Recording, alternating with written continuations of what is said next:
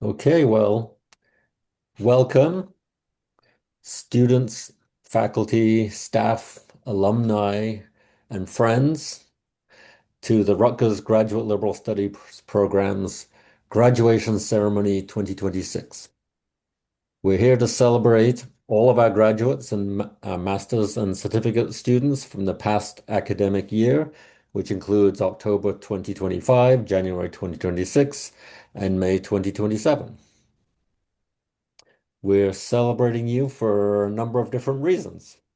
First of all, of course, uh, for the monumental achievement of working your way through our program, putting in the hard hours and hard graft from that long ago introductory course. I don't know if you still remember that. It could have been many years ago for some of you, to all the years of reading, writing, puzzlement, discussion, doubts, and so on and so forth that you've no doubt gone through. And finally, to the very intensive research project for the capstone, which I know is a quite a big achievement for you. Many of you did so while working, raising families, and dealing with life's ups and downs and all sorts of other things. So becoming a master in your subject is a rare achievement. I hope you're exceptionally proud of having reached such a remarkable milestone that you will have with you for your lifetime. Um, we also celebrate your commitment to liberal education, especially in these difficult and strange times we live in. Whatever you do next, you'll do it with new critical tools, hopefully a deeper thoughtfulness, and perhaps even a greater humanity. The purpose of a liberal arts education, after all, is not only to learn new knowledge, although that's part of it, but also to liberate one's own mind, to ask new questions, make new connections, think across disciplines, and live with perhaps a renewed sense of meaning in life. And finally, we celebrate your community. You probably wouldn't have made it to this point without the support and understanding of family and friends, both past and present. You've also joined a new community of fellow students, faculty, staff, and alumni, some of whom have probably inspired you, and many of whom have been inspired by you in the process. And hopefully, you can step out into this world with a renewed sense of your own power to take on problems, create more just worlds, and live more humanely in this world. So, congratulations to the 2025-2026 class of graduates from the Graduate Liberal Studies program.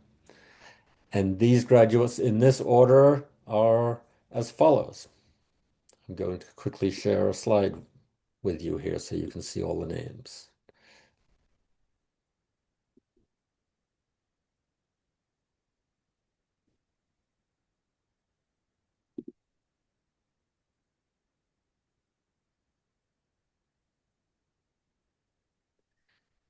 Uh,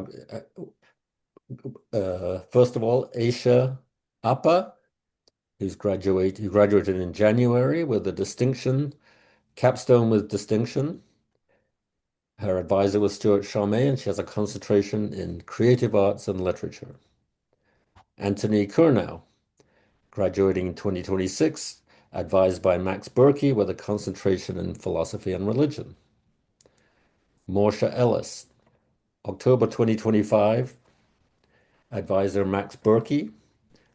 James Michael Finger, is graduating in May with advisor Greg Salia for his capstone and a concentration in American Studies. Lauren Beth Holloway, graduating in May, capstone with distinction under the advice of Stuart Charmé, concentration in philosophy and religion, and the first ever recipient of the Stuart Charmé Prize in Graduate Liberal Studies. Richard Mobley graduated in January with a capstone with distinction, advised by Greg Salyer. Matt Schicker graduated in October, advised by Greg Salyer, with a concentration in creative arts and literature. Jacob Shapley, graduating in May, advised by Stuart Charmé. Nicola Mia Townsend, graduating in May, a capstone with distinction, advised by Greg Salyer, with a concentration in philosophy and religion. Joseph Voigt graduated in January, advised by Max Berkey.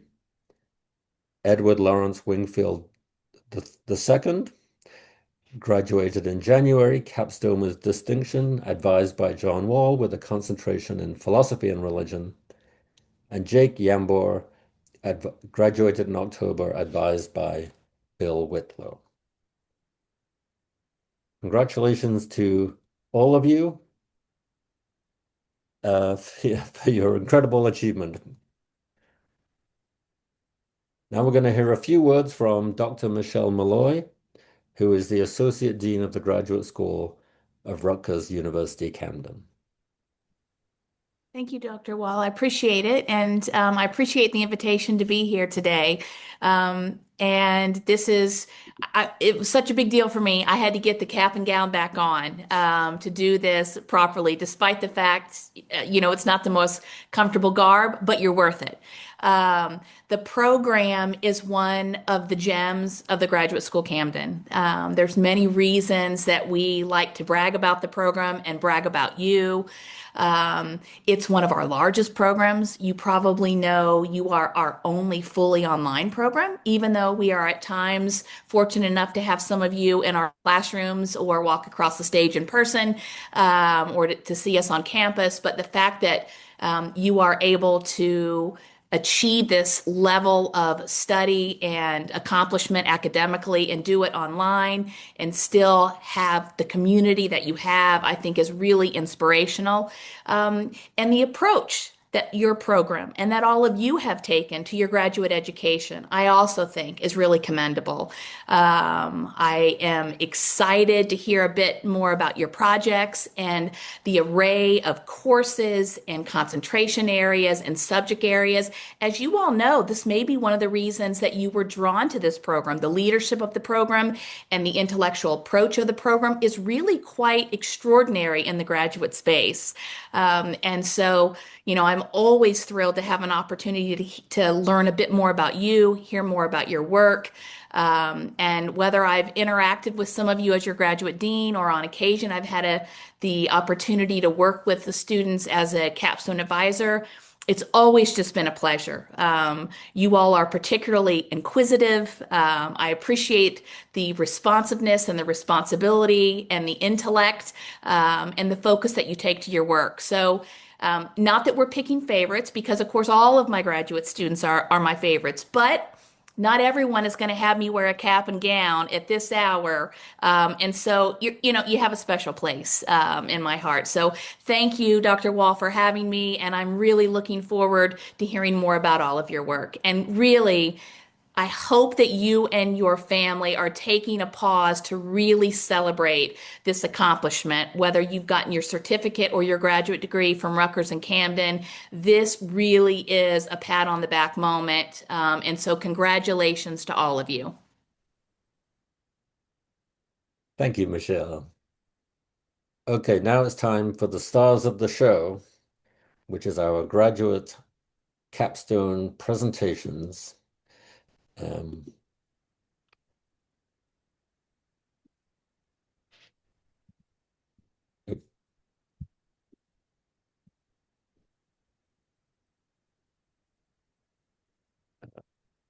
First of all, we have Aisha Appa, whose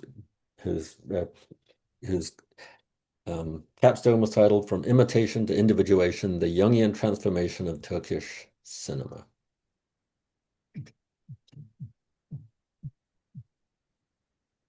My capstone project examines the psychological evolution of Turkish cinema through the lens of Jung's theory of individuation. The title sounds a little scary at first, but don't worry. The main idea is actually very simple. What if a country's cinema could grow and change psychologically, just like a person? Young introduced the concepts of individuation and collective unconscious to explain how people change throughout their lives. In the beginning, people tend to copy others. We put on masks. Young called this the persona. I believe early Turkish cinema did something very similar. In the early years, films often copied Hollywood, European, or Egyptian movies.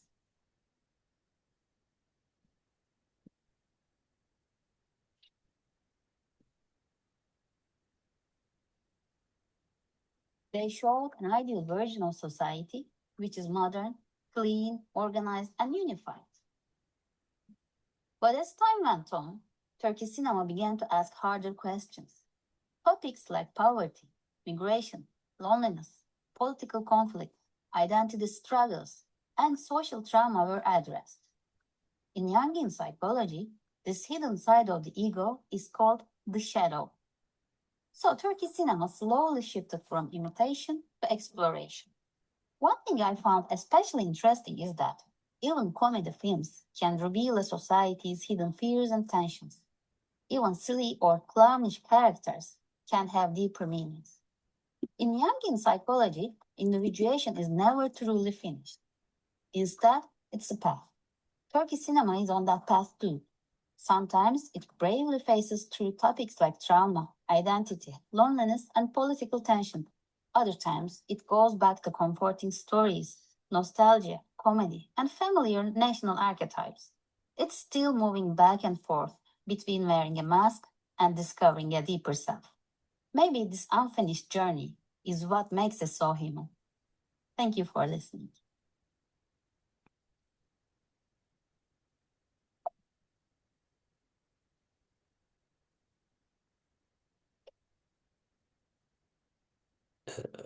Okay. Next, we're going to hear from Anthony Curnow, whose capstone was titled Being Over Despair. My capstone is being over despair. Knowledge society is being in time itself is being in nothingness. The concept I approach is that existentialism, although often viewed as an atheistic philosophy, is actually compatible with the Abrahamic faiths. I go through the Bible and I find many passages that point to this. I also address Heidegger, specifically Sartre, and specifically Kierkegaard, and I go through their work of philosophy, and I address the idea of being, and this is how we overcome our despair as existentialists. But once we discover our own being, Sartre might say essence, we can see that there is a larger being, a being that we are all a part of, and this is God. And in finding this God, we overcome despair. Okay, Marsha Ellis's capstone was titled Friendship and Its Undoing on Loss, Resilience, and the Good Life. Friendship is a complete formation as one of life's deepest bonds. It is the central pillar of a good life. It is chosen, trusted, and formative. We often understand ourselves through this relationship. We expect friendships to last forever. But what if the ending has nothing to do with failure? What if the bond serves a purpose for transformation? Our culture is fluent in romantic loss and familial grief, but the undoing of a friendship remains quietly under-theorized. Per research, the grief of losing a close friend can be as intense as the loss of family. Resilient fluidity is introduced inside this silence. It anchors living through the residue of loss without denying its effect. It names the capacity to let go without erasing what remains, and to carry the friendship's imprint into ethical life. In a society defined by flux, classical ideals are rejected in this project, while modern thinkers are applauded.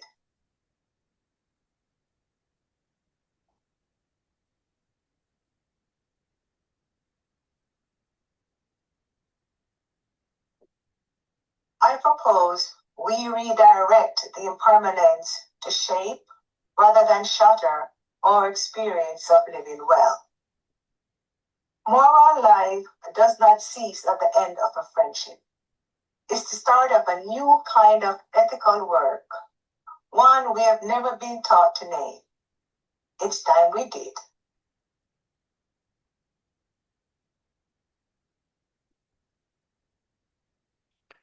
James Michael Finger wrote a capstone titled Self-Preservation, the Essential Cultural Ideology in American Law Enforcement, an autoethnographic analysis. Lauren Beth Holloway's capstone was titled The Fragility of Authoritarian Devotion. Hi everyone, I'm Lauren, and it is really wonderful to be here graduating with all of you today. This program has meant a lot to me, both academically and personally. For my capstone, I looked at the psychology of religious surrender, working with Eric Fromm's ideas about authoritarianism and Viktor Frankl's work on meaning.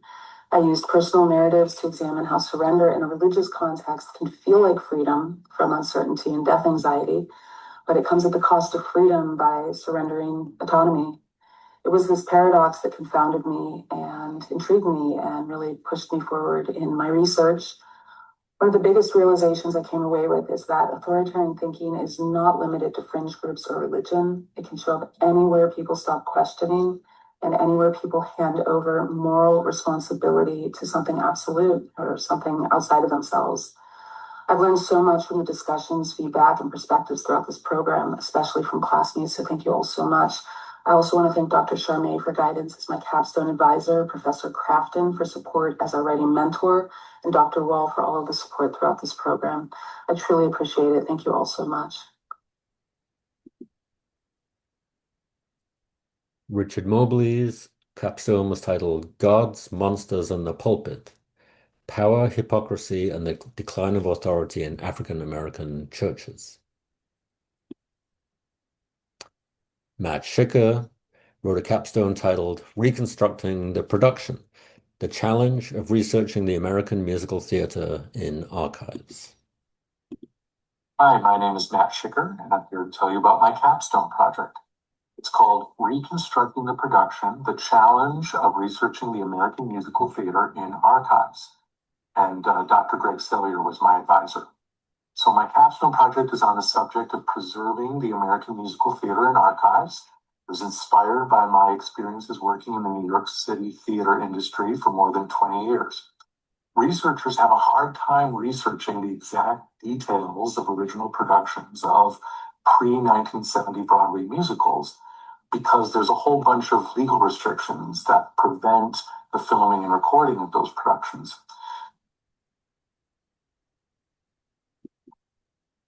Okay, Jacob Shapley is actually still working on his, so it's 2TBA.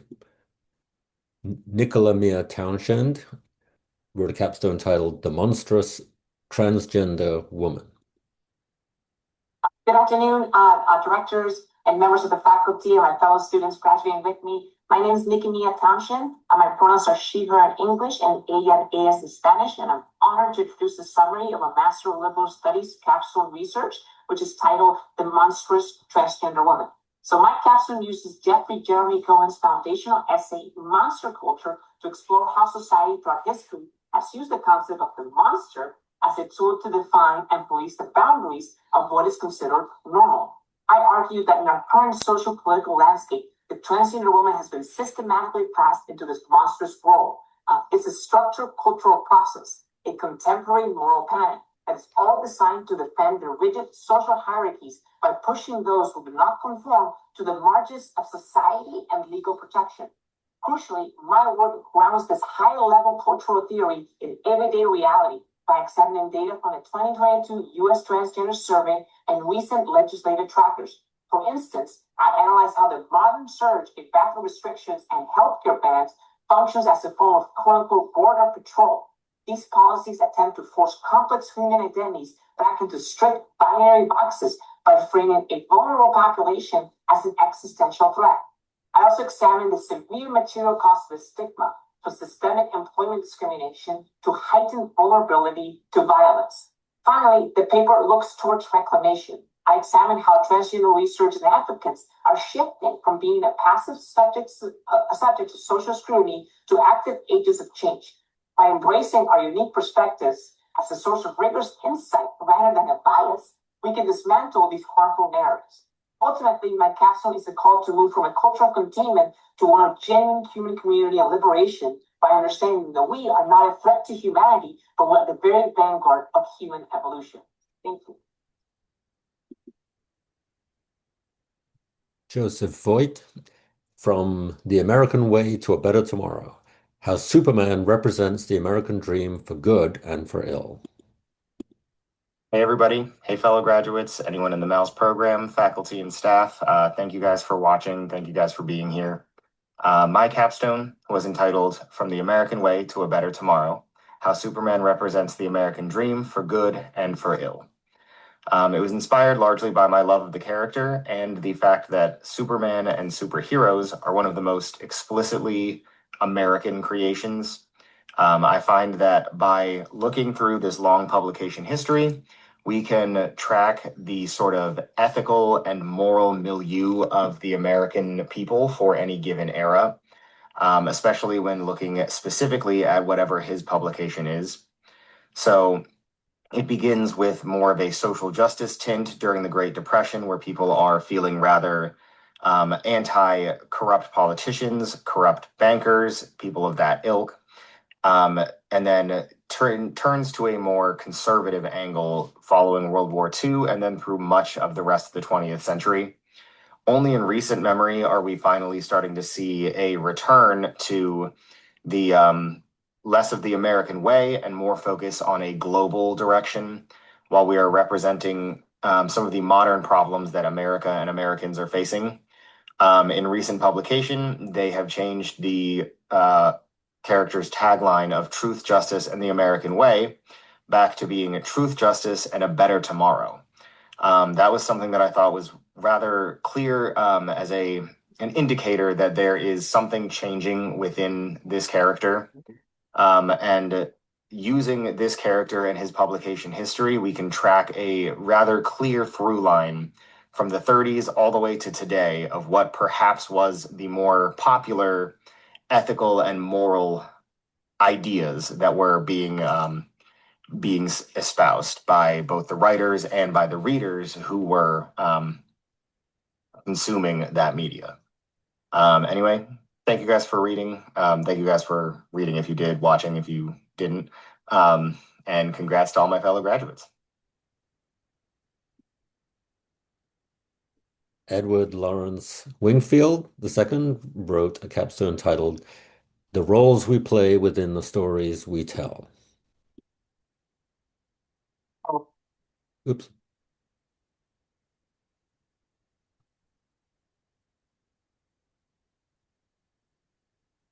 My name is Ed Wingfield, and I'm a proud graduate of the MALS program at Rutgers University.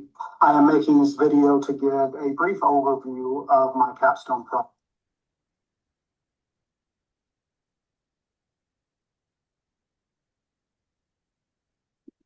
Hello, my name is Ed Wingfield, and I'm a proud graduate of the MALS program at Rutgers University.